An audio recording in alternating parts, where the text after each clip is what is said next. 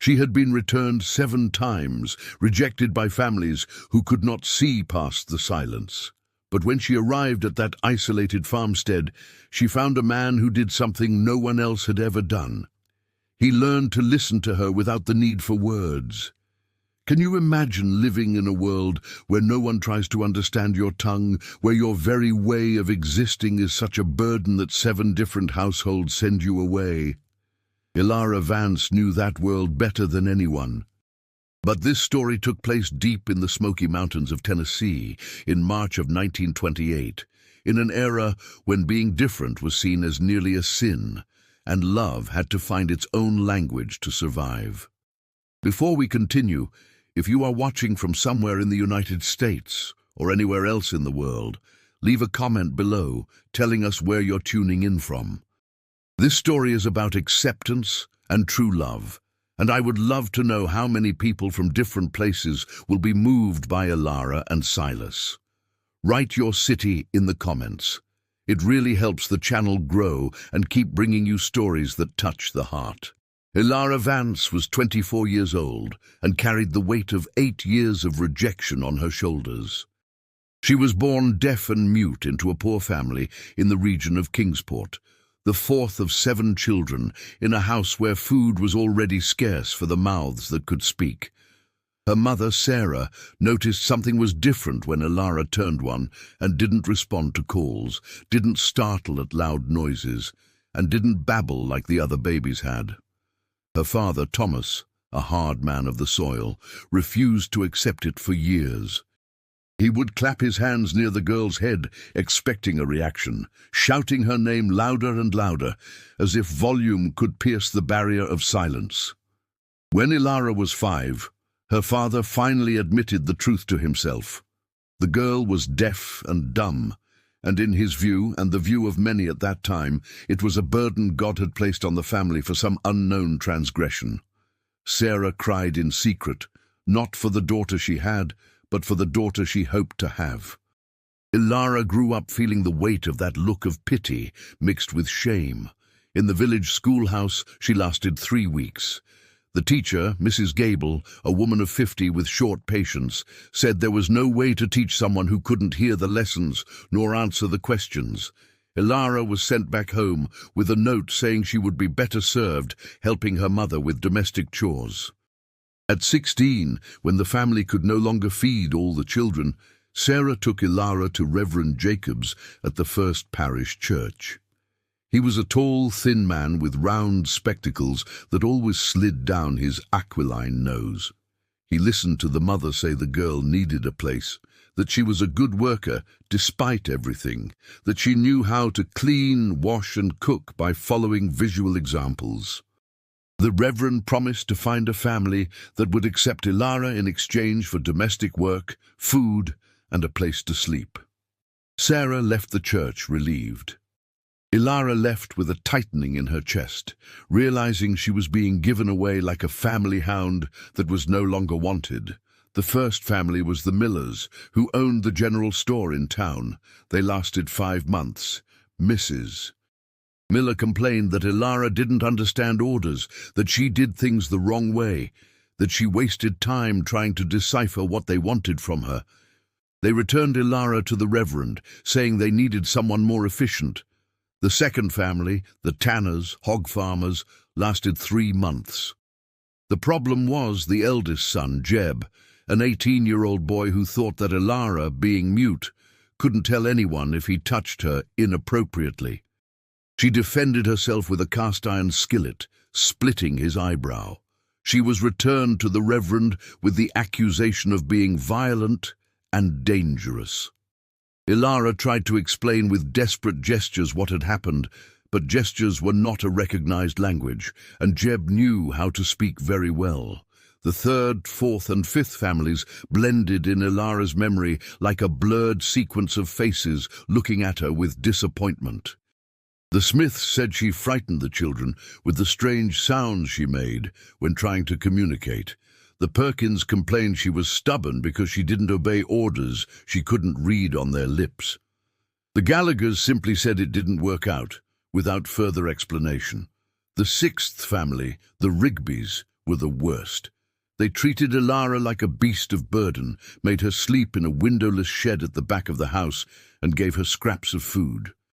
She ran away after 2 months, returning to the Reverend with her feet bleeding from walking barefoot along the dirt road. The 7th family was the Carters. Beatrice Carter was a woman of 40, mother of 4 loud children, married to Reginald, who worked at the lumber mill. They accepted Ilara in January of 1928 with a certain reluctance, more due to Reverend Jacob's insistence than their own will. Ilara worked hard those 3 months. She woke before the sun rose, lit the wood stove, prepared coffee, washed clothes in the basin, tended the garden, and cleaned the entire house. But Beatrice always found a fault. The food lacked salt, the clothes were poorly pressed, the floor still had dust in the corners. Ilara tried to do better, but it was impossible to get it right when the instructions came in screams she couldn't hear and impatient gestures she couldn't interpret in time. What really led to the 7th return was an incident on a February afternoon. Ilara was cooking stew when one of Beatrice's sons, 6-year-old Timmy, ran into the kitchen being chased by his brother.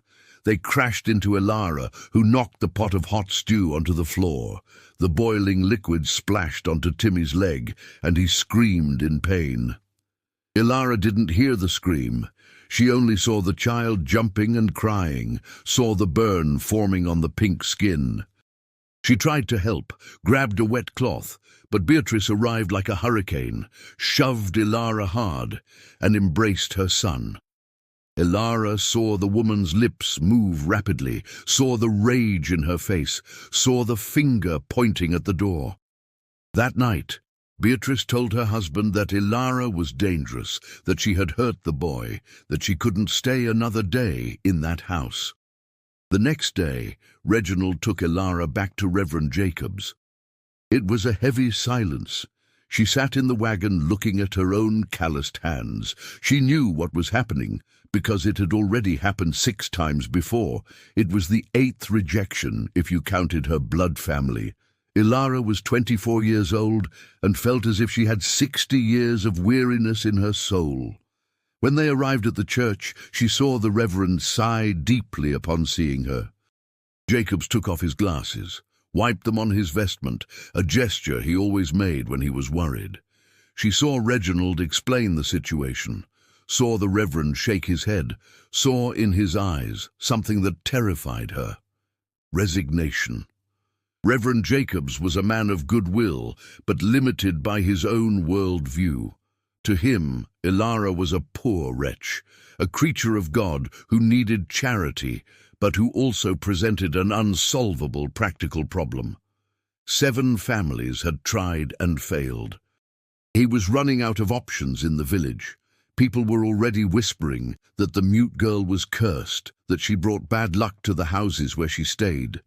Jacobs didn't believe in curses, but he believed in reputations, and Ilara's was stained by circumstances for which she was not to blame, but also could not defend herself against.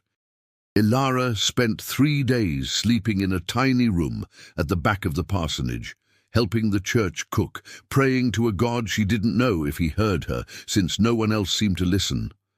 She ate little, slept less, felt the future closing, like a door slammed by the wind. On the 3rd day, Reverend Jacobs called her to talk.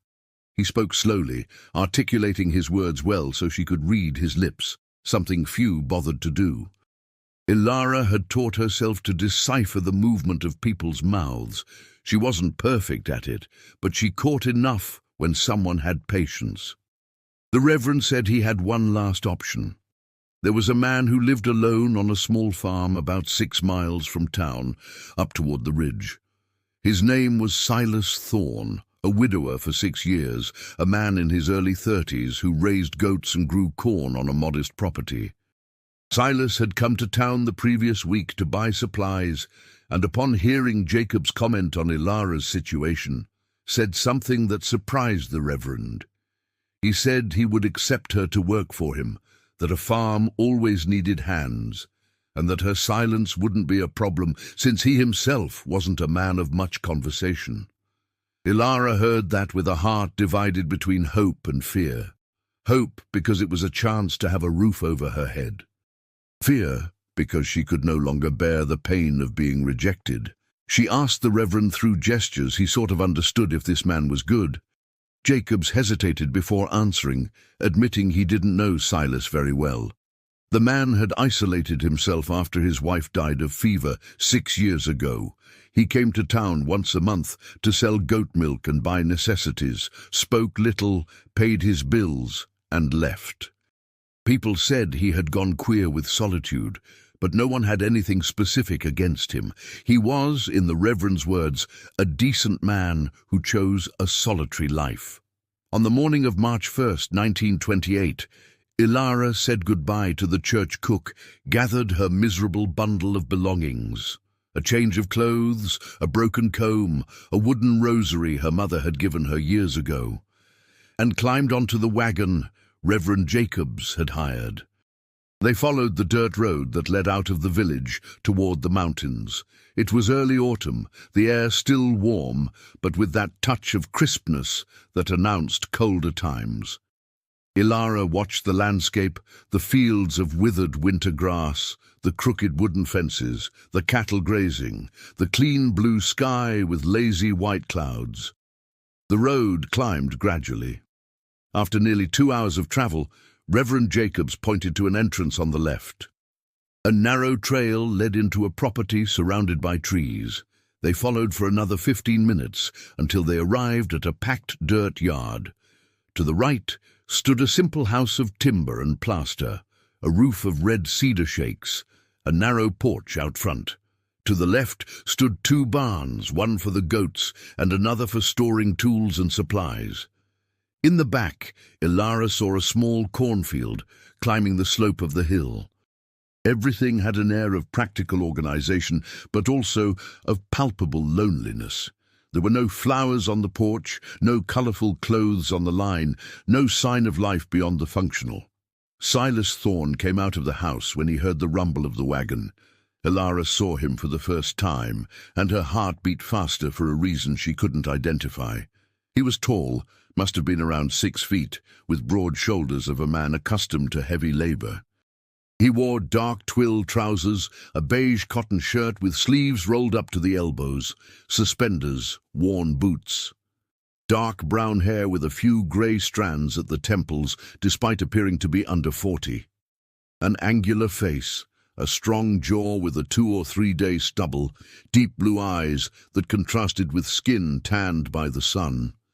Reverend Jacobs stepped down from the wagon and greeted Silas with a handshake. Ilara remained seated, observing.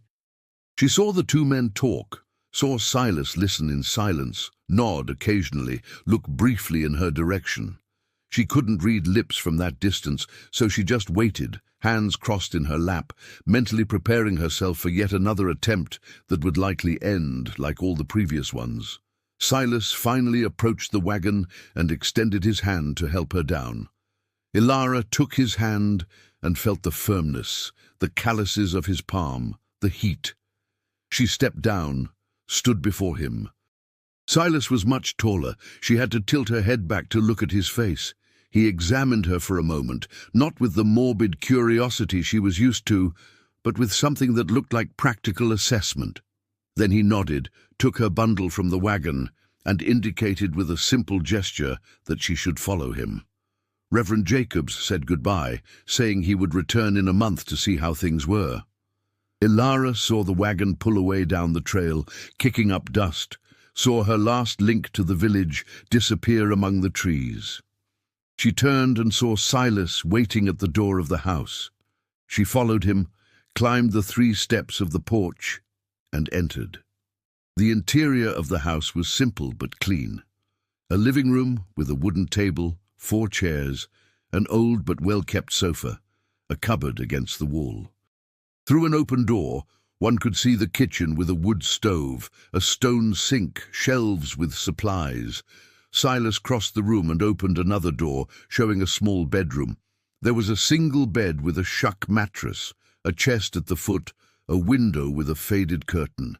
He placed her bundle on the chest and said something Ilara tried to read on his lips.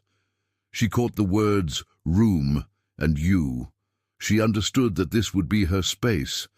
Silas then took her to see the rest. He showed where the privy was, a small wooden outhouse outside. He showed the well where he fetched water, the garden that needed tending, the coop with 8 hens and a rooster. He took her to the goat barn, where 6 dairy goats looked at her with curious yellow eyes. Ilara smelled the strong scent of the animal mixed with hay. Silas pointed to the buckets, to the goats, made a milking motion. She understood. He wanted her to help with the animals. They returned to the house when the sun was already starting to dip. Silas lit the kerosene lantern, took potatoes and sausage from the pantry, and began to prepare dinner. Ilara stood still, not knowing if she should help or wait for instructions. He noticed her hesitation, pointed to the table, indicated she should sit. She obeyed. She watched Silas cook with practical and efficient movements of someone who had done this alone for years. The food was ready in half an hour. Silas placed 2 plates on the table, served the food, and sat across from her. They began to eat in silence. It was a silence different from all those Ilara had experienced before. It wasn't an uncomfortable silence full of unspoken judgment.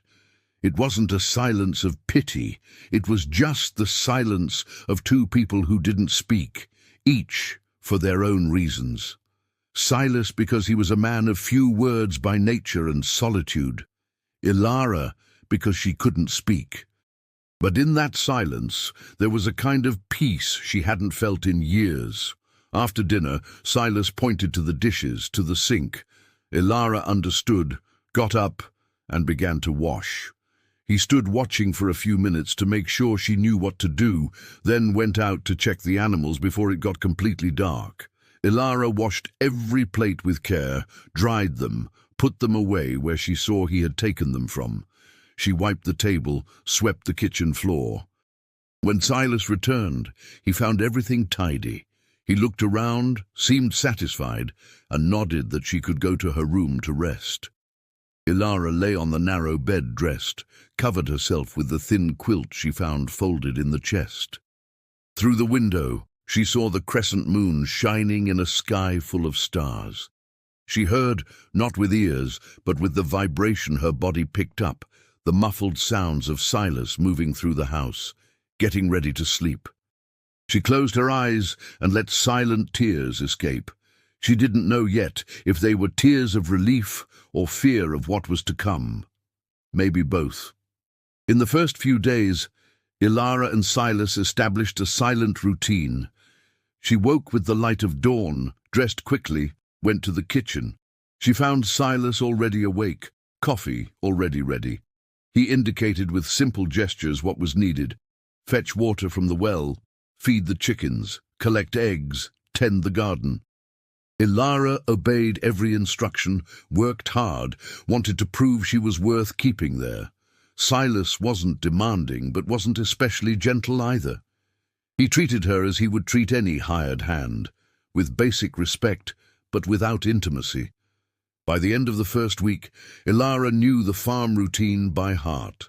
Wake at dawn, prepare coffee, fetch water, tend the animals, clean the house, prepare lunch, work in the garden, milk goats at dusk, prepare dinner, wash dishes, sleep. It was a hard life, but no worse than in the other houses. The big difference was that Silas didn't yell at her when she didn't understand something. He simply repeated the gesture or physically showed what he wanted. He demonstrated no impatience. He just accepted that communication between them needed to be visual. In the second week, something small but significant happened. Ilara was in the garden pulling weeds when a copperhead snake appeared among the foliage. She saw it, recognized the danger by the pattern, jumped up and ran towards Silas, who was fixing the chicken coop fence. She pulled him by the arm with urgency, pointed to the garden, made desperate gestures trying to communicate the danger. Silas watched her, confused for a moment, then understood the urgency in her expression and followed her. When they saw the snake, Silas grabbed a hoe, killed the animal with 2 quick, precise strikes.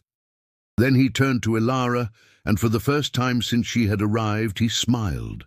It was a small smile, just a curve at the corner of his mouth, but it was a smile. He put his hand on her shoulder in a gesture of thanks and spoke something. Ilara read on his lips the words, "Thank you." She felt warmth spread through her chest, something she hadn't felt in so long she'd almost forgotten the name. Importance. She had been useful, she had protected the garden, and perhaps saved Silas from a dangerous bite.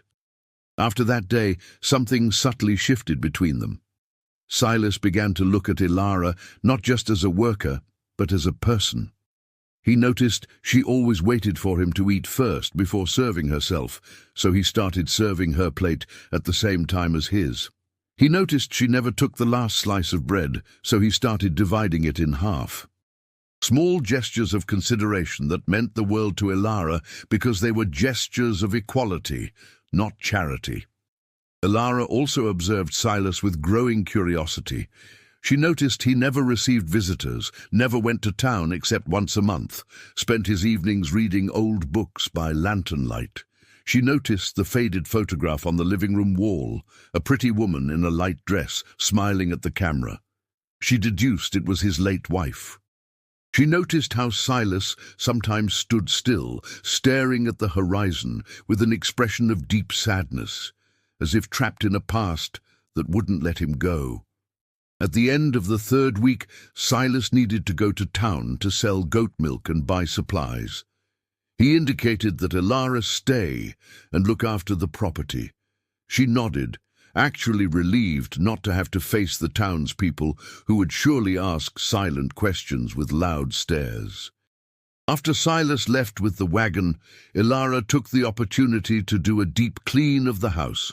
She washed all the bedding, scrubbed the floor, cleaned the windows, organized the pantry. She was determined to show she deserved to stay. When Silas returned in the late afternoon, he stopped at the door of the house and looked around, surprised. Everything shone, smelled of soap and rosemary that Ilara had gathered to scent the rooms. He entered slowly, examined each room, then looked at Ilara with an expression she couldn't completely decipher, but which seemed to contain approval and something more, perhaps gratitude for the feminine presence that brought life to a house that had been dead for 6 years. Silas unloaded the groceries, and Ilara noticed he had brought floral fabric, thread, and needles. He placed them in front of her on the table and made a sewing gesture. Ilara took the fabric confused, looked at him questioning. Silas pointed to the window of her room where the curtain was faded and torn. She understood. He had bought material for her to make new curtains. It was a practical gift, but it was a gift. Ilara felt her eyes burn with held-back tears. She clutched the fabric to her chest and smiled, a huge smile that lit up her entire face. Silas nodded, seemed satisfied with her reaction, and went to tend the animals. That night, Ilara sewed by the light of the lantern, while Silas read a book at the other end of the table. It was a domestic scene of normality that anyone from the outside would judge common, but for Ilara, it was extraordinary. It was the first time in 8 years she felt part of a house instead of a temporary burden in it. It was in the 4th week that the discovery occurred that would change everything. Silas had gone to town again, this time because Reverend Jacobs asked him to fetch some books from the house of the late schoolmaster Higgins, who had died without family and left his library to the church. Jacobs knew Silas liked to read and offered him a few volumes before distributing the rest. Silas returned with a wooden crate full of old books. He placed it on the living room table and began to examine the titles.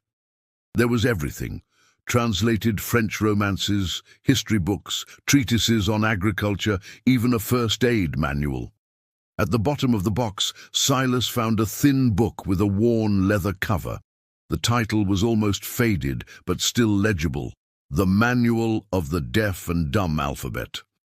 Silas took the book, opened it, leafed through it. There were illustrations of hands making different positions, each representing a letter.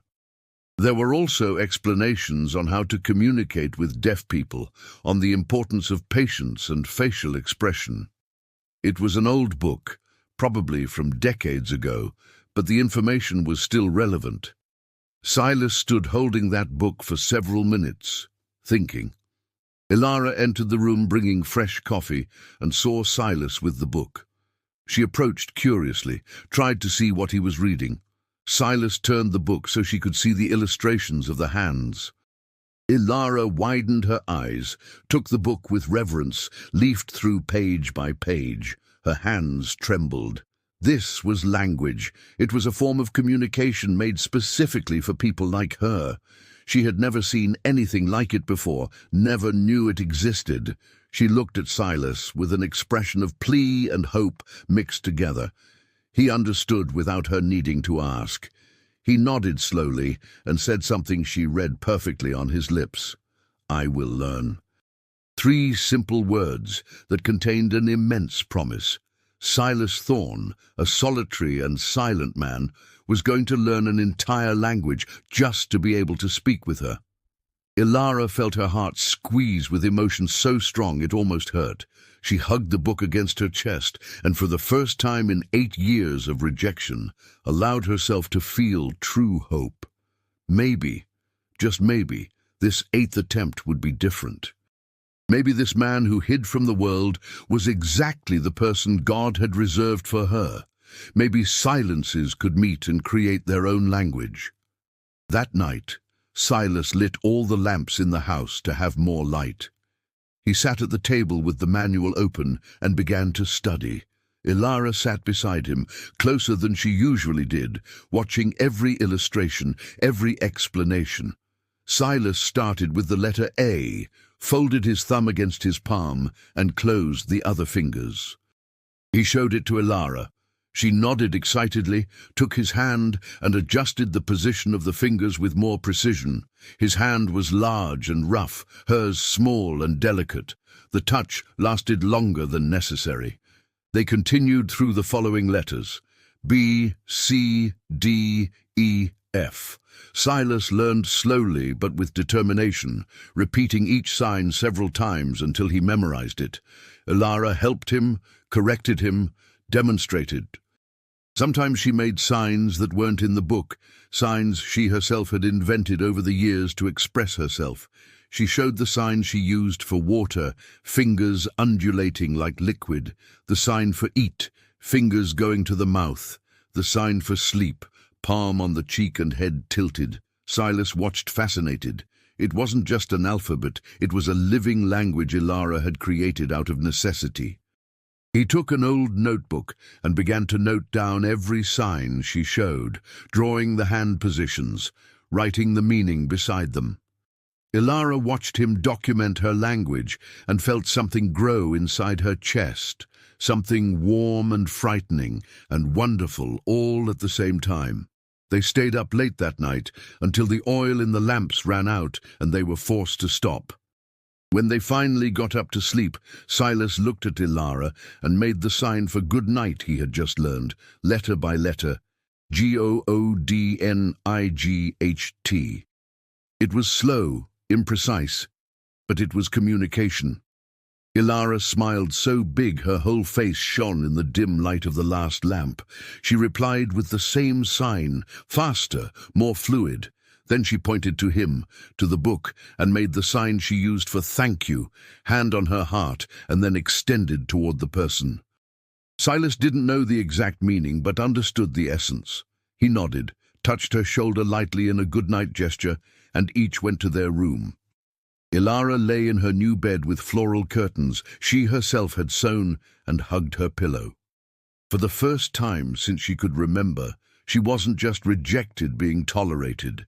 She was a person being seen, being heard without sound, being understood without words. On the isolated farm in the Tennessee mountains, as the autumn of 1928 advanced, bringing colder nights and shorter days, 2 silences began to communicate. And in this improvised communication, made of hands, glances, and patience, something very much like love began to germinate, like a seed planted in fertile soil, waiting only for the right time to sprout and bloom. But not everything would be simple.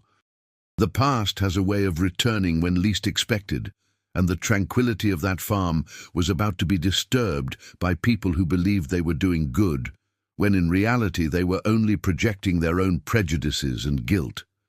The story of Ilara and Silas was just beginning, and the true challenges were yet to come, testing if that silent communication would be strong enough to withstand the noise of the world's judgment. 6 weeks after that first night studying the manual, Silas's farm had transformed into something neither of them expected. A home where two people the world judged incomplete discovered that together they formed something whole. Every morning before even coffee, Silas practiced the signs he had learned the night before. Ilara would wake to find him on the porch, moving his hands in the air, repeating silent words to the sunrise. She would stand in the doorway watching, her heart warming at his dedication, and eventually join him to correct a movement or teach variations. The alphabet manual was just the beginning. Silas had a knack for learning that surprised Ilara. In 2 weeks, he mastered the complete alphabet and could spell any word slowly.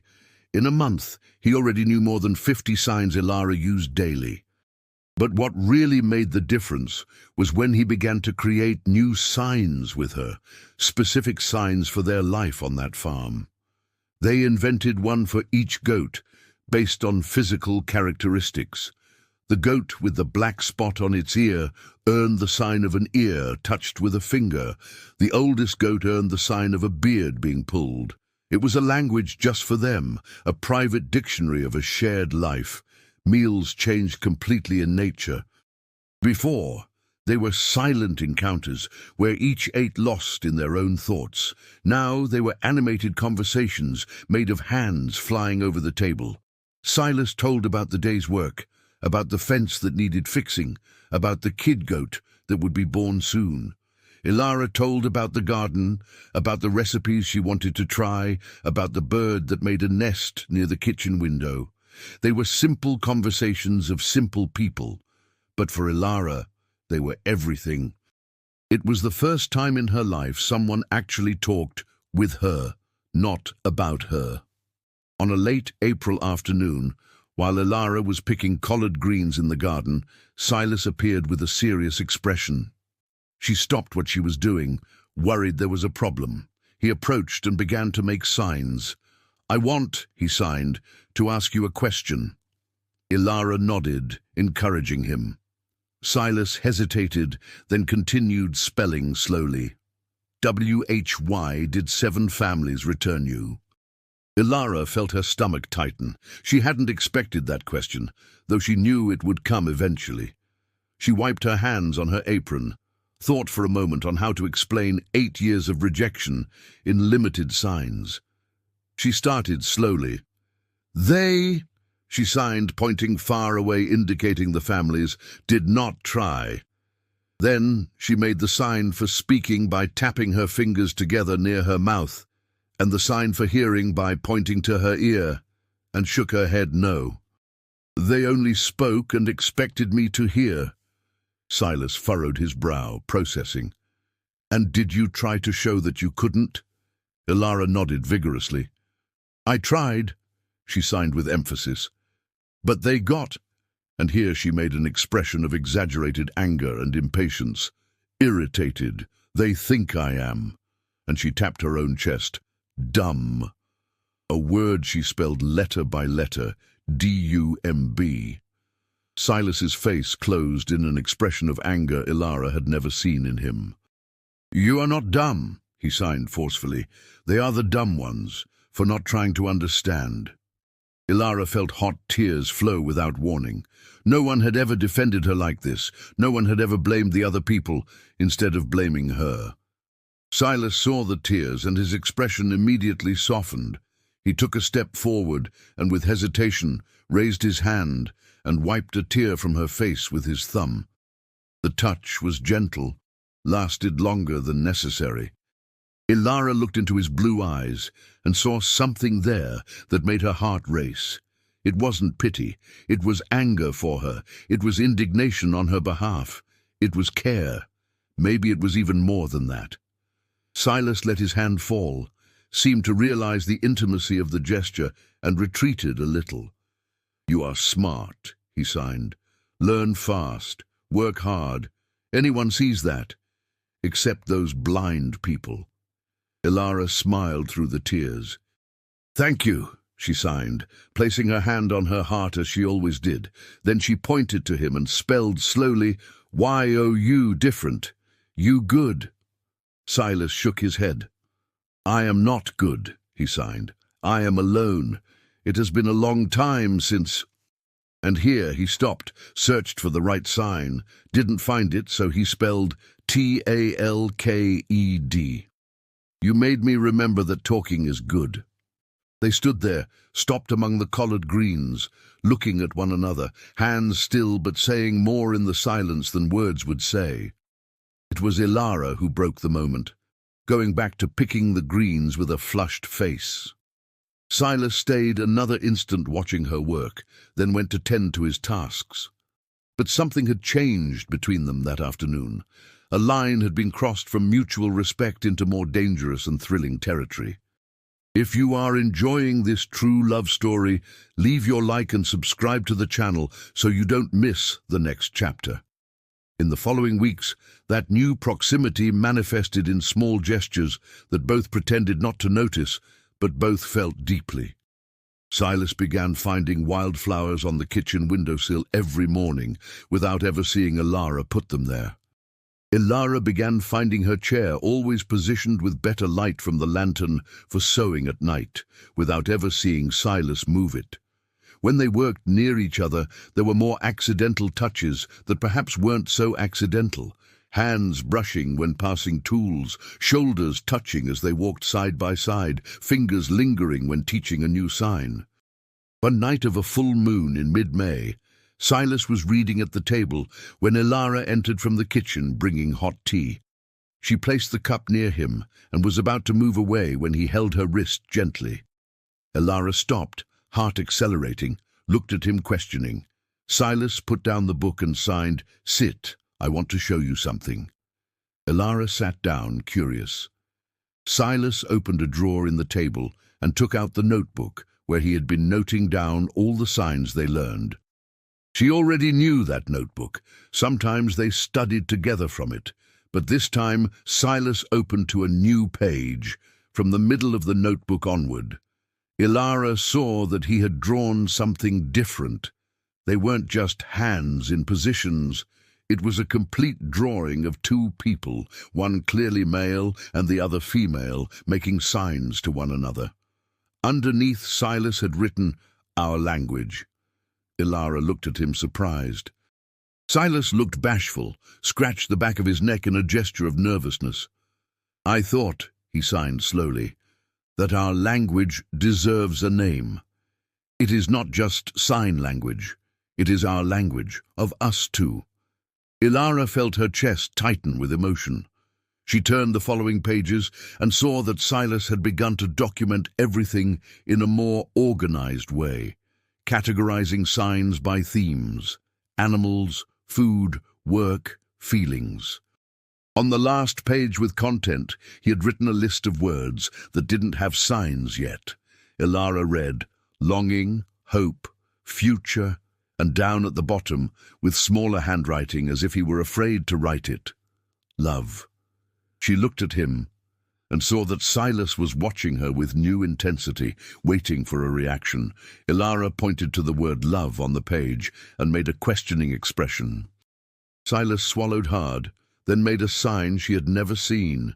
He crossed his arms over his chest and squeezed as if he were hugging himself. "This," he said, forming the words slowly with his mouth so she could read his lips, "is love." Ilara repeated the sign, arms crossed over her own chest. She felt the meaning of it, the sensation of embracing something precious against the heart. It was a beautiful sign. She held Silas's hand, which was still on the table, and made the sign again, now looking directly into his blue eyes. She was saying something, she was asking something, she was offering something, all without words but perfectly clear. Silas held his breath. His hand turned in hers, and his fingers interlaced. It was the first time they held hands for real, not just touches to teach signs. It was hot and frightening and right.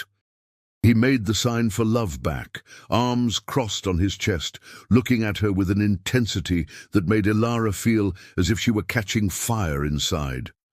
They stayed like that for a time impossible to measure, hands interlaced, eyes locked on one another, the whole world reduced to that old wooden table illuminated by a kerosene lantern.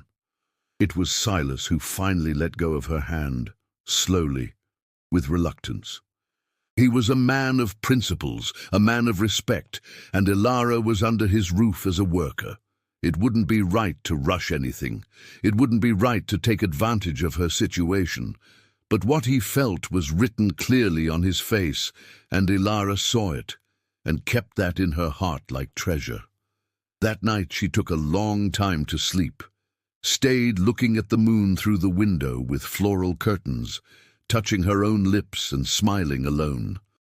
For the first time in 24 years of life, Ilara Vance felt beautiful, desired, loved, not as an object of pity, but as a woman, as a complete person capable of awakening feelings in someone. May turned to June, and June brought the cold of the mountain winter. The mornings dawned, with frost whitening the grass, and the nights were of heavy quilts and hot tea. Silas and Ilara spent the coldest nights sitting near the wood stove, him reading, her sewing, occasionally exchanging signs and smiles. It was a simple life, but it was a happy life, the kind of quiet happiness that complicated people in the cities would never experience. But happiness, especially the happiness of simple folks, has a way of bothering those who live unhappily. In the village, Beatrice Carter couldn't stop thinking about Ilara. The guilt for the way she had treated the girl grew like a weed in her heart. But instead of admitting the mistake, Beatrice did what many people do.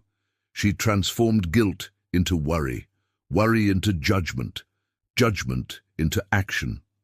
It started slowly. Casual comments at the general store, at church service in the square. Was that mute girl okay on Silas's farm?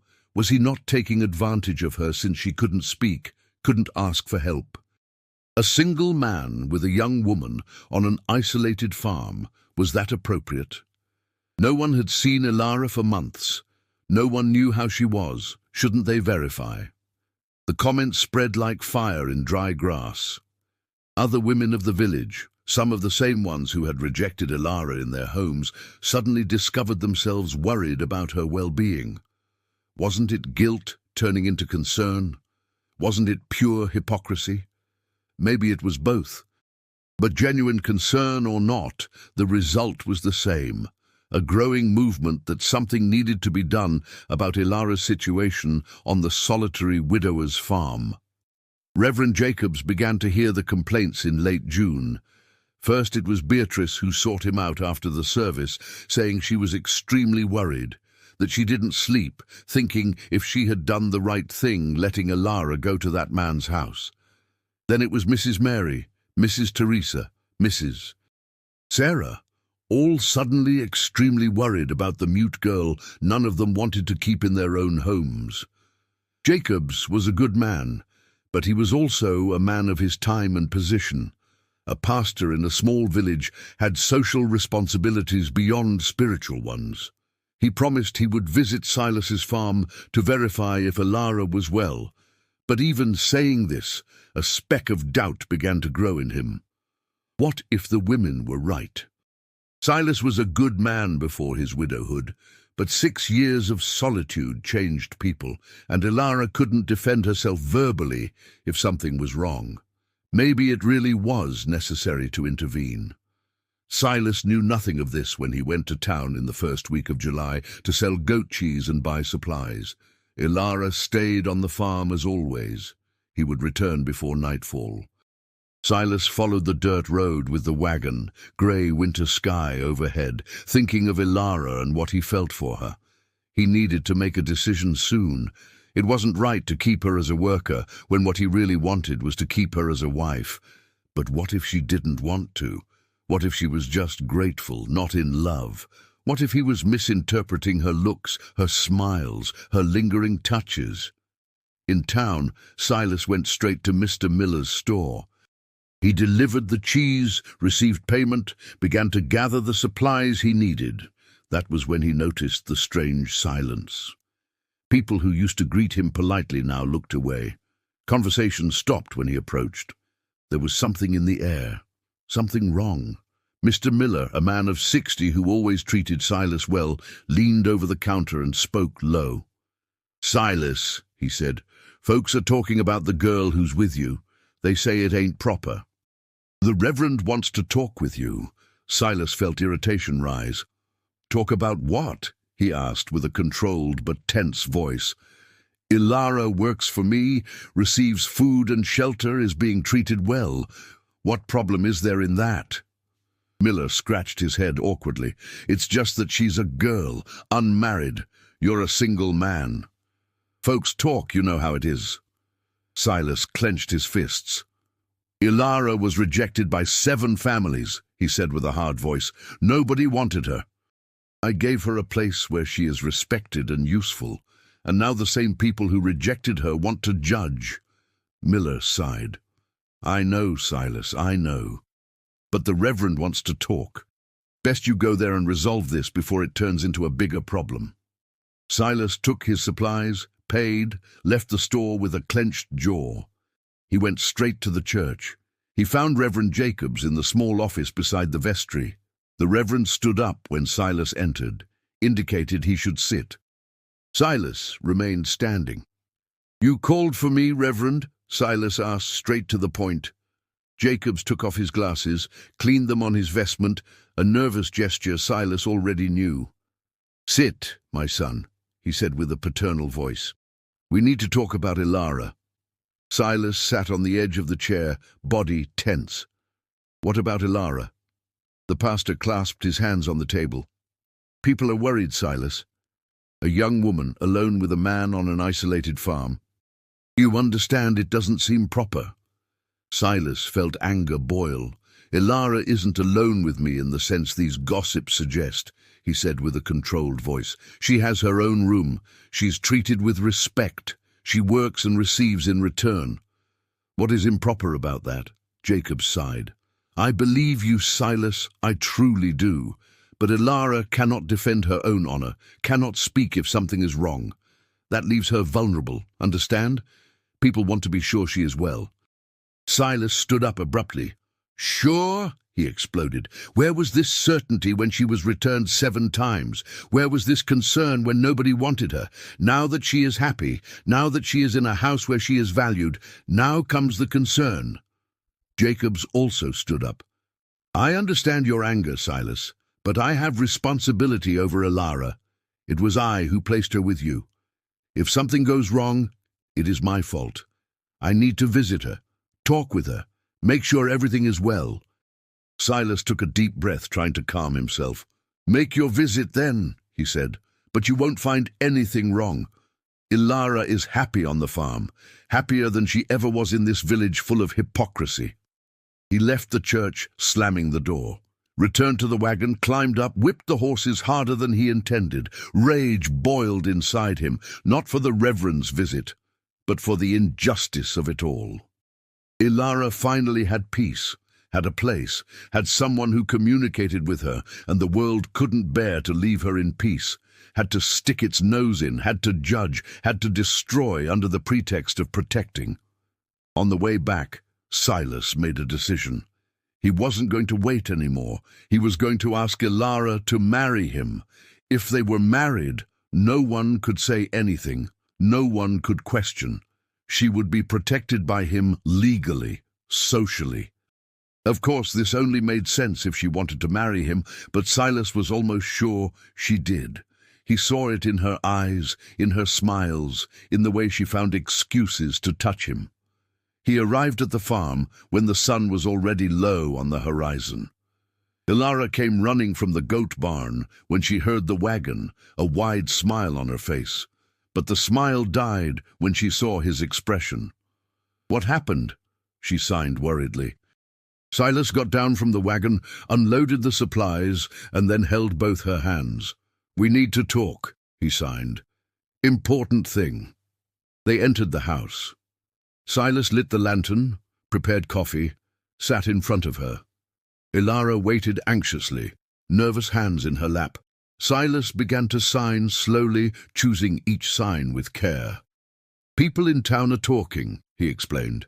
"They say it isn't right for you to live here with me. Reverend is coming to visit. Check if you are well."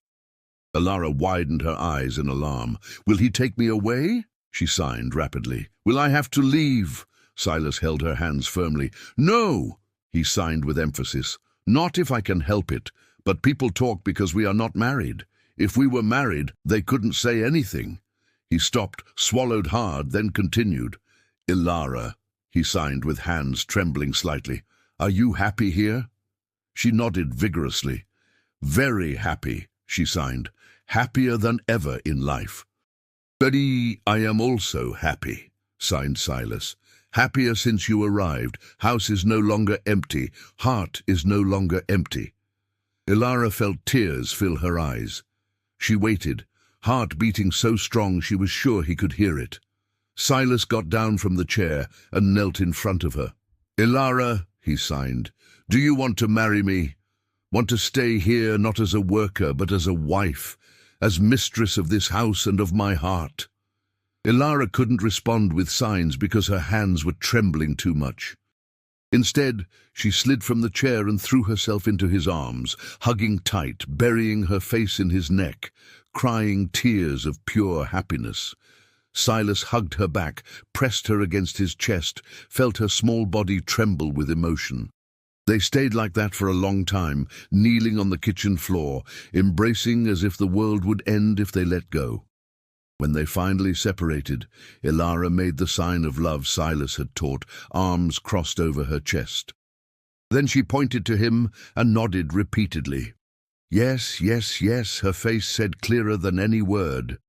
Silas smiled for real for the first time since Clara died 6 years ago. He took Ilara's face between his large, calloused hands, wiped her tears with his thumbs, and then slowly, giving her time to retreat if she wanted, approached his face and kissed her. It was a soft kiss, almost chaste, just lips touching lips. But it was a kiss that sealed a promise, that united silences, that said in universal language what hands alone couldn't say completely. When they separated, both were crying. Silas made the sign for love again. Ilara responded the same. Then she took his hand and placed it over her own heart so he could feel how it beat strong. Silas did the same, placed her hand over his chest so she could feel his racing heart. They didn't need words, didn't need signs. Hearts spoke their own language, but their happiness, so newborn and fragile, was about to be tested. Because in the village, Reverend Jacobs had already scheduled the visit for 3 days from now, and Beatrice Carter, along with 3 more women, insisted on accompanying him to ensure Ilara was truly well. What they really wanted was to validate their own guilty consciences, to find something wrong, to justify their own past rejections. The storm was approaching the quiet farm, and Silas and Ilara would need to prove to the world that their love was real, that their communication was true, that silence can speak louder than any shout when it is a silence shared by 2 souls who finally found each other. The 3 days before the Reverend's visit passed in a mix of happiness and apprehension. Silas and Ilara were engaged now, committed to one another, but hadn't announced it to anyone yet. Silas decided it would be better to wait for the visit, let them see Ilara happy and healthy, and then announce the marriage as a consummated fact no one could contest. But that wait was sweet torture, living as secret fiancés, stealing moments of intimacy when they could. On the first night after the proposal, Silas took the simple gold band that Clara had worn, kept for 6 years in a wooden box in the dresser drawer. He showed it to Ilara with a certain hesitation. She understood what it was, whose it was, and at first retreated. Silas held her hand and signed. Clara would have liked you. She was kind. She would be happy that this ring went back to signifying love, instead of staying hidden, signifying death. Ilara looked at the small, worn gold ring, then at Silas. She accepted with reverence. Silas slid the ring onto her finger and it fit perfectly, as if it had been made for that hand. Ilara looked at her own, adorned hand, and felt the weight and meaning of the object. It wasn't just metal, it was a promise. It was a future. It was belonging. She made the sign for thank you, then the sign for love, and leaned in to kiss Silas again. This kiss was less hesitant than the first, deeper, more urgent. When they separated, both were breathless and flushed. Silas knew he needed to have control. They were engaged, but not married yet. Ilara was under his protection, and he wasn't going to dishonor her by rushing things. So he touched her forehead with his in a gesture of affection, then indicated it was time to sleep. Ilara nodded, understanding and respecting his boundaries. She went to her room with her left hand pressed against her chest, feeling the precious weight of the ring. The following days were filled with work, but also with planning whispered in signs. They talked about when to marry, where to marry, what life would be like after. Silas wanted to marry soon, the next time the Reverend came to hold service in the village. Ilara agreed. They talked about expanding the house, adding another room for future children, a thought that made Ilara blush and Silas smile. They talked about teaching the children sign language from a young age, so they would grow up bilingual, capable of speaking with their mother and with the world. On the morning of the third day, Silas saw from the porch the Reverend's buggy coming up the trail. He called Ilara, who was in the coupe. They arrived, he signed. She came running, wiped her hands on her apron, fixed her hair. She was nervous, but Silas held her shoulders and signed, "You are well, you are happy. Just show that. Truth always wins." The buggy stopped in the yard. Reverend Jacobs got down first, then helped Beatrice, Mary, Teresa, and Sarah down. 4 middle-aged women, well-dressed by village standards, expressions of rehearsed concern on their faces. Silas descended from the porch, greeted the pastor with a firm handshake, but not warm. The women he just nodded to, evident coldness. Ilara appeared in the doorway of the house, drying her hands on her apron. The 4 women examined her from top to bottom, looking for signs of mistreatment.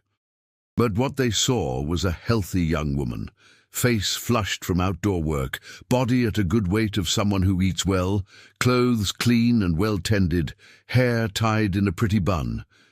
Beatrice frowned, almost disappointed not to find what she was looking for.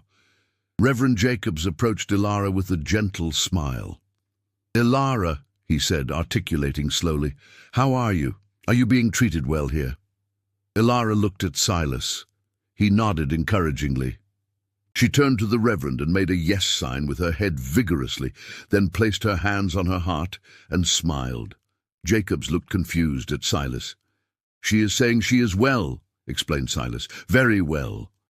Beatrice stepped forward. "But how can you be sure, Silas? She cannot speak. How do we know she isn't just afraid to show she is unhappy?" Silas felt anger rise, but controlled it. "Ilara is not afraid," he said with a dangerously calm voice. "She is happy. Something you all never bothered to verify when she was in your houses." Beatrice flushed but insisted. "Still, it is your word against, well, against nothing, because she cannot give her word." That was when Ilara did something that surprised everyone. She descended from the porch, walked until she stood in front of the 4 women and the pastor, and began to make signs. They weren't random signs, they were deliberate signs, clear communication. She pointed to herself, then made the sign for happy, touching her chest repeatedly with an upward movement. She pointed to Silas, made the sign for good, thumb up. She pointed to the house, made the sign for home, hands forming a roof over her head.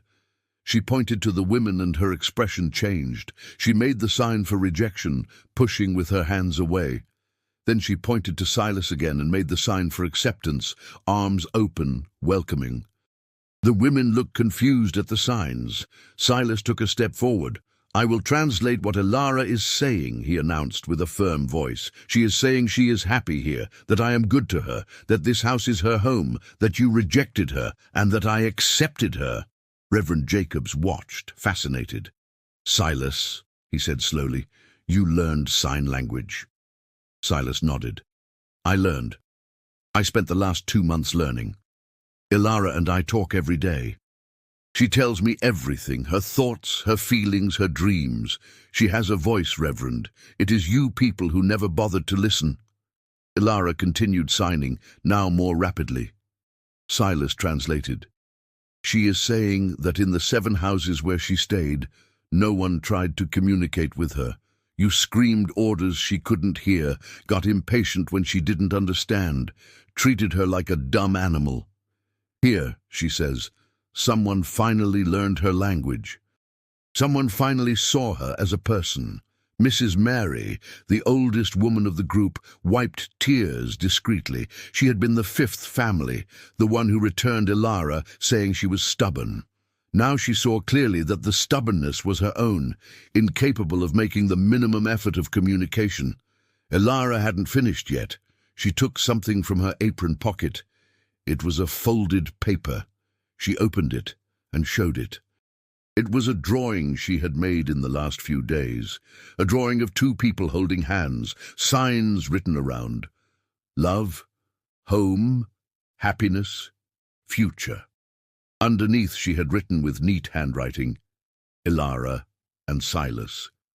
The women looked at the drawing, then looked at Elara, who smiled with shining eyes. It was Mrs. Teresa who noticed first. "She is engaged to him," she murmured. "Look at her left hand." Everyone looked. The gold ring shone on Elara's finger under the winter morning sun. Reverend Jacobs widened his eyes. "Is this true, Silas?" he asked. "Are you engaged?" Silas walked until he was beside Elara, put his arm around her shoulders in a protective and possessive gesture. "It is true," he confirmed. "I asked Elara to marry me 3 days ago. She accepted. We will marry the next time you come to celebrate service in town." Beatrice opened and closed her mouth like a fish out of water. But, she can't even give proper consent," she protested. Elara heard the tone of voice even without understanding the words. She turned to Beatrice and began to make signs with intensity, fierce expression. Silas translated with evident satisfaction. "Elara is saying that you didn't care about her consent when you passed her from house to house like an object. You didn't ask if she agreed to go, simply sent her. Now that she chooses to stay, chooses to marry, suddenly you care about consent." The words fell like lead. The 4 women couldn't look directly at Elara. The truth was too sharp, too painful. They had treated that girl as a burden to be passed on, and now she was there, happy and loved, exposing the hypocrisy of all of them.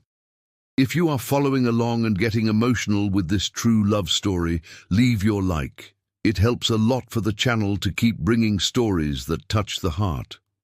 Reverend Jacobs took off his glasses, cleaned them, a process that gave time to think.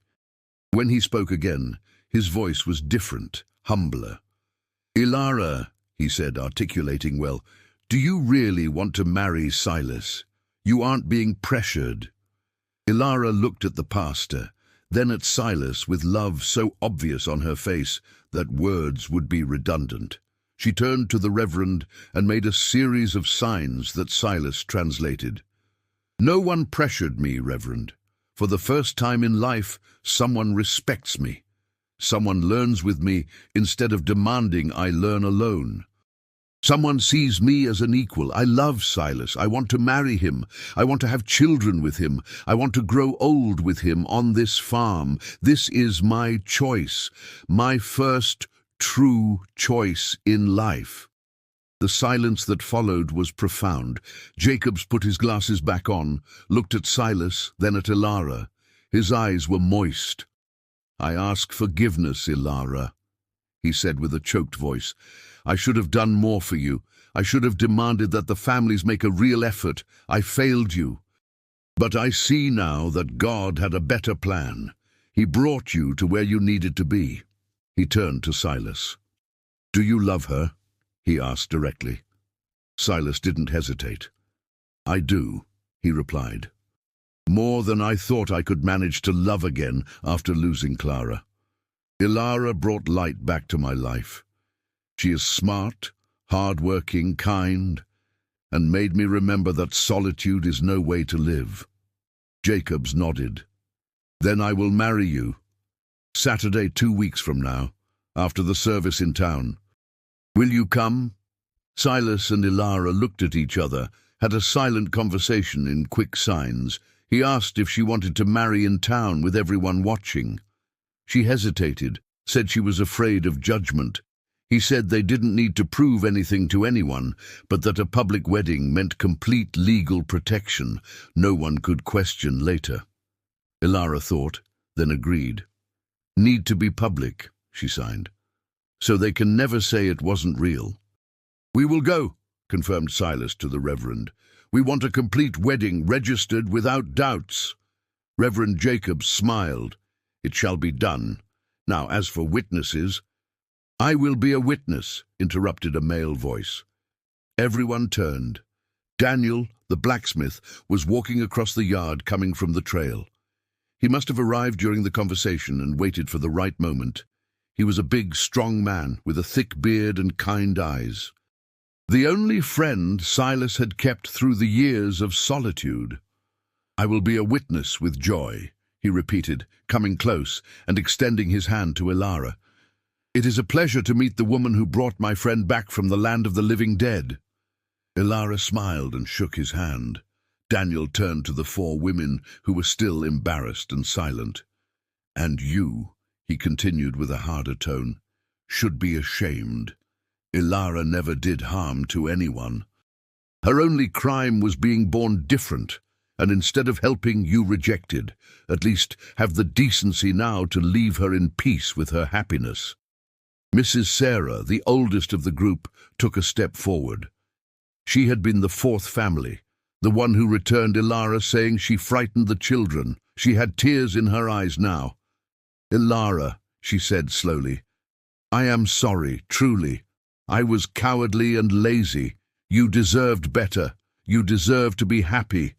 And if you allow me, I would like to come to your wedding, not as a judge, but as a request for forgiveness." Ilara looked at the woman for a long moment. She could hold a grudge, could reject as she was rejected, but that wasn't who she was. She made the sign for acceptance, open arms, then sign for peace, hands meeting. Sarah understood without translation and began to cry openly. One by one, the other women apologized, some more sincere than others, but all recognizing the error. Beatrice was the last and the hardest. Her pride fought against her guilt. Finally, with a low voice, she said, "You are a better person than I am, Ilara. I hope you are very happy, and thank you for not hating me." The visit ended with an atmosphere completely different from how it started. The Reverend blessed the couple. Daniel hugged Silas tight. The women said goodbye with respectful bows. When the buggy finally went down the trail, taking the visitors away, Silas and Ilara stood in the yard, arms around each other, watching until they disappeared. "We did it," signed Silas. "They saw. They understood." Ilara leaned her head on his chest. "Doesn't matter," she signed. "Only us matters." Silas kissed the top of her head. "You're right. Only us matters. But now no one can separate us. We are free to love." The 2 weeks until the wedding flew by. Silas renovated the house, built a new wardrobe for Ilara's clothes, painted the walls of the room that would be theirs together. Ilara sewed a simple but beautiful wedding dress with white fabric Silas bought in town, embroidered small flowers on the hem and collar. They made plans, dreamed together, stole kisses whenever they could, lived the sweet anticipation of married life that would soon be reality. Daniel appeared a few days before the wedding, bringing a gift, a carved wooden frame he had made himself. Inside the frame there was space for a photograph. "For when you take a wedding portrait," he explained, "every home needs a portrait of the owners." On the eve of the wedding, Ilara and Silas sat on the porch watching the sun set over the mountains. She was nervous about the idea of going to town, facing all those looks. Silas held her hand. "I will be by your side every second," he signed. "If at any moment you want to leave, we leave. The wedding is about us, not about them." Ilara nodded. She was afraid, but she was also certain. She wanted that wedding. She wanted his name, wanted to be his wife before God and men. She made the sign for courage, closed fist tapping the chest. "I am ready," she signed. They slept separately for the last time. The next morning, Ilara dressed with care. Put on the white dress, combed her hair loose falling down her back, put wildflowers in her hair, looked at herself in the small mirror, and for the first time in her life saw herself as beautiful. It wasn't magazine beauty. It was the beauty of a loved woman, and that made all the difference. Silas knocked on her door, entered when she allowed, and stood motionless, seeing her. "You are beautiful," he signed with hands trembling with emotion. "More beautiful than anything I have ever seen." Ilara blushed, smiled shyly. "You are also handsome," she signed. And it was true. Silas had shaved completely, cut his hair, wore a dark suit he had kept since his wedding to Clara. He was a handsome man, Ilara realized now, handsome in a rustic and masculine way that made her heart race. They took the wagon and headed for town. It was Saturday morning, clear blue July sky, cold air, but warm sun. They arrived when the church bells began to ring, calling for service. People turned to look when the wagon passed. Some whispered, others just watched curiously, but many smiled. The story had spread. The mute girl no one wanted was marrying the solitary widower who learned sign language for her. It was a romance story that a small village loved. The church was fuller than usual. Folks who never went to service appeared to see the wedding. Reverend Jacobs waited for them at the altar, dressed in ceremonial vestments. Daniel was there with his wife, Mrs. Laura, both smiling. Mrs. Sarah was in the front pew with her daughters. Even Beatrice was there, sitting in the back with an expression of eternal remorse on her face. The service was held. Ilara didn't hear the words but felt the solemnity, saw the colored light entering through the stained glass, felt Silas's presence beside her, firm as a rock. When the time for the wedding came, Jacobs called them to the front of the altar. Daniel and Mrs. Laura positioned themselves as witnesses. The pastor began the ceremony. He spoke about love, about commitment, about two people becoming one flesh. He spoke, to the surprise of many, about communication, about how true love finds a way to express itself regardless of words. He looked at Ilara and Silas with genuine respect while he spoke. When it came time for the vows, there was a moment of hesitation. How would Ilara say the vows if she couldn't speak? Jacob solved the problem, asking Silas to translate. "Ilara," said the pastor, articulating clearly, "do you take Silas as your husband, to love and respect in joy and in sorrow, in sickness and in health, until death do you part?" Ilara looked at Silas with shining eyes. She made a yes sign with her head, then made the sign for love, arms crossed on chest. Then she spelled Forever. Silas translated with a choked voice. She said yes. forever. Silas, continued Jacobs, do you take Ilara as your wife, to love and respect, in joy and in sorrow, in sickness and in health, until death do you part? I do, said Silas, firm and clear. Then he made the same signs as Ilara, love and forever. So she could see it was mutual, that it was equal, that it was true. Jacobs smiled. Then, by the power vested in me, I declare you husband and wife. Silas, you may kiss your bride. Silas turned to Ilara, took her face between his hands, and kissed her while the whole church applauded. It was a long kiss, profound, full of promise of all the kisses that would come. When they separated, both had tears on their faces and huge smiles. They left the church hand in hand under a shower of rice thrown by those present. People who before looked at Ilara with pity or discomfort now looked with respect and even admiration. She was no longer the rejected mute. She was Ilara Thorne, beloved wife, a woman who found her place in the world. Back at the farm, Ilara and Silas celebrated simply.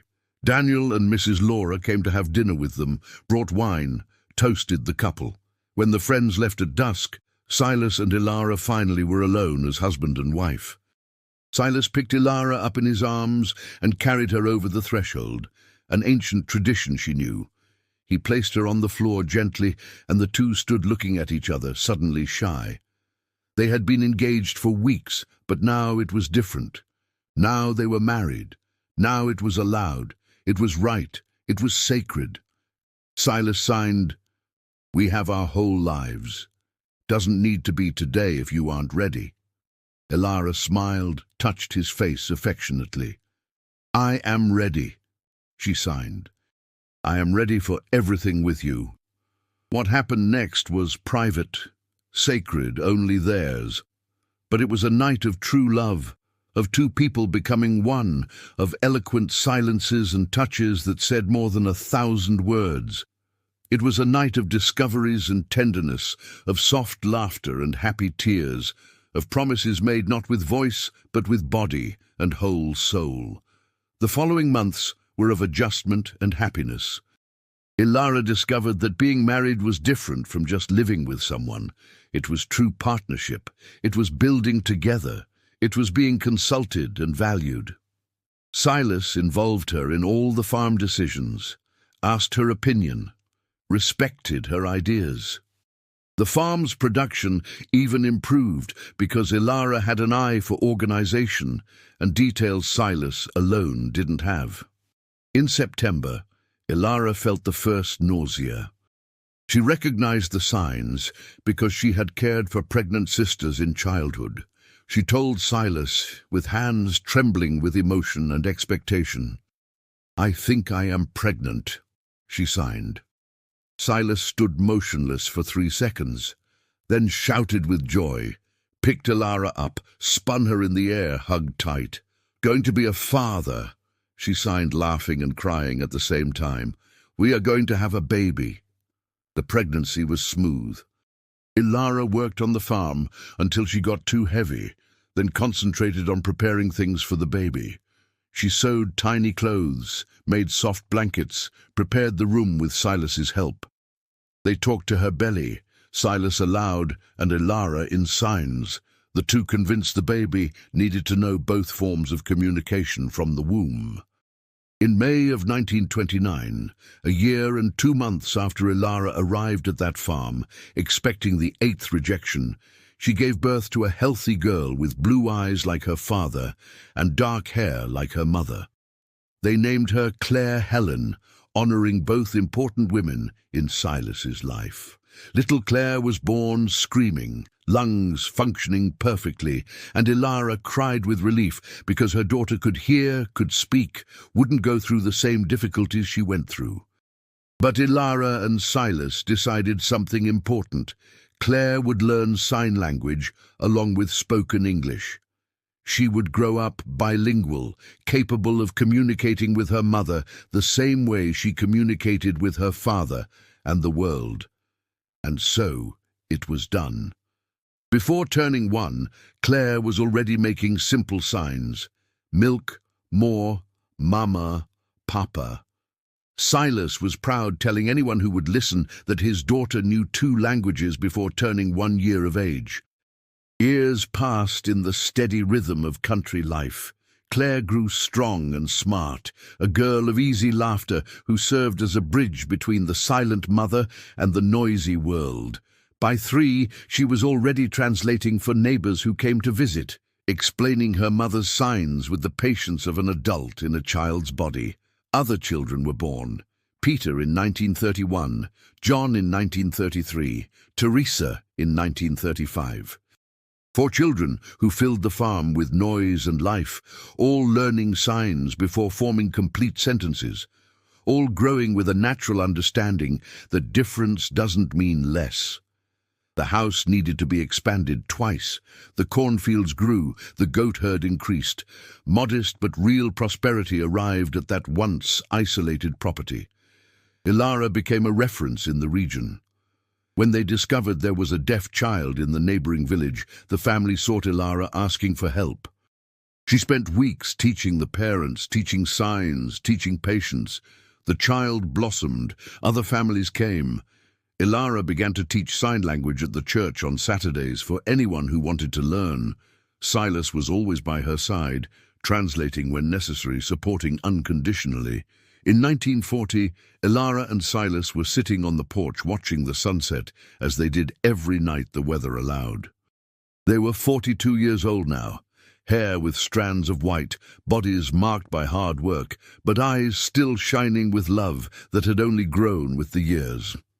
The 4 children played in the yard, Claire at 15 taking care of the younger siblings with the competence of a second mother. Silas took Ilara's hand, interlaced his fingers with hers as they did 1,000 times, but which never lost meaning.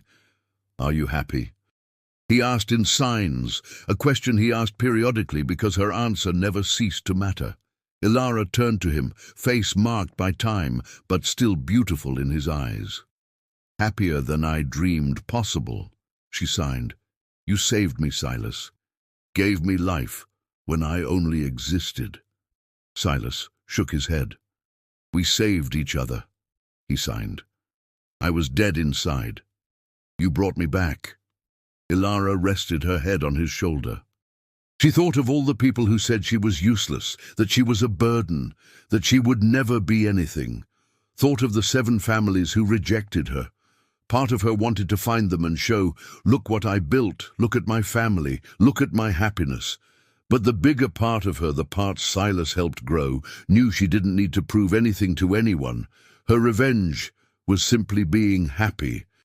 Years later, in 1955, when Ilara was 51 and Silas 65, they received a special visit.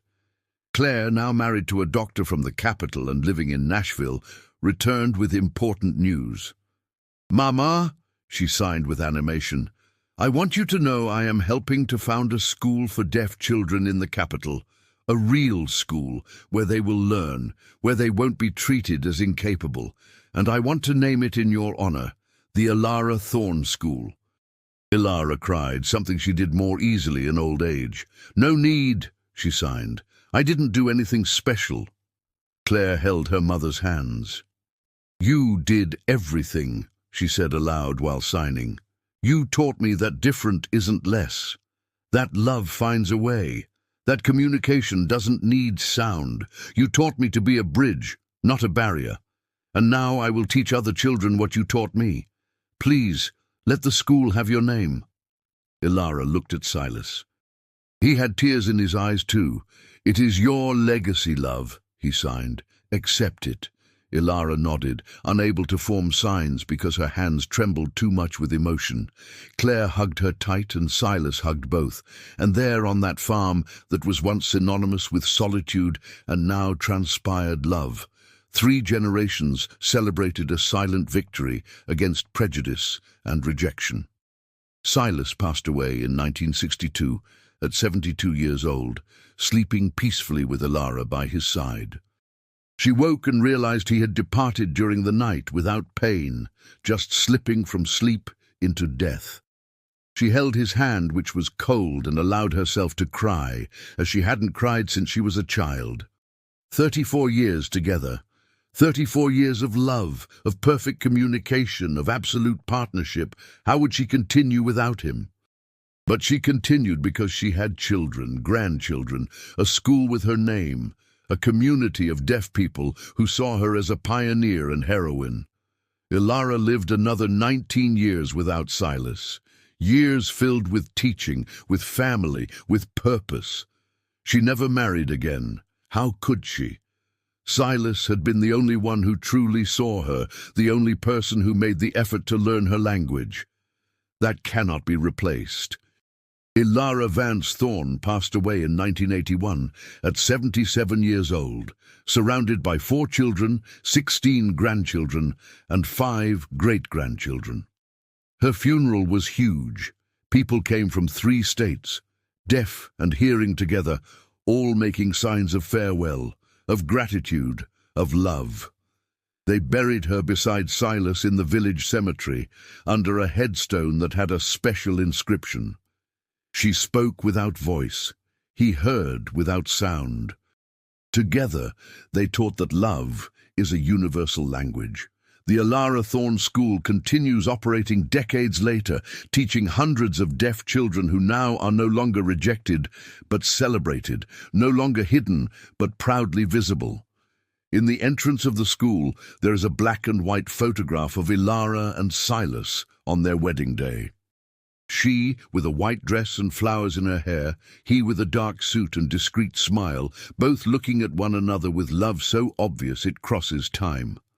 Beneath the photograph, a plaque tells the summarized story. Ilara Vance was rejected 7 times for being deaf-mute. Silas Thorne, a solitary widower, learned sign language to communicate with her. They married in 1928 and lived together for 34 years, raising 4 children and teaching that difference is an opportunity to grow, not an excuse to reject. This school honors their legacy of love, acceptance, and communication. The story of Ilara and Silas became a legend in that region of Tennessee. Grandparents tell grandchildren, teachers teach in schools, young couples are inspired. It is a true love story, the kind of love that doesn't settle for the surface, but dives deep, that isn't frightened by challenges, but faces them, that doesn't give up, but persists. And on full moon nights, the romantics of the village say it is still possible to see 2 shadows on the porch of the old farm that now belongs to the great-grandchildren. Shadows of hands moving in the air, conversing in a language only they understand, proving that not even death silences love when it is built on the foundation of true communication, of mutual effort, of total acceptance. Because in the end, the story of Ilara and Silas teaches something the world needs to relearn constantly. True love doesn't demand that the other change to be accepted. True love changes itself to be able to accept. Silas didn't try to make Ilara speak. He learned her language, and in that simple but revolutionary gesture, he built not only a happy marriage, but a legacy that crossed generations, proving that when 2 people really want to communicate, they find a way. They always find a way. And perhaps that is the most important lesson of this story that happened in the American countryside in 1928. No matter how different the person beside you is, if you are willing to learn their language, whatever it may be, you will discover that love always finds a way to express itself. Always.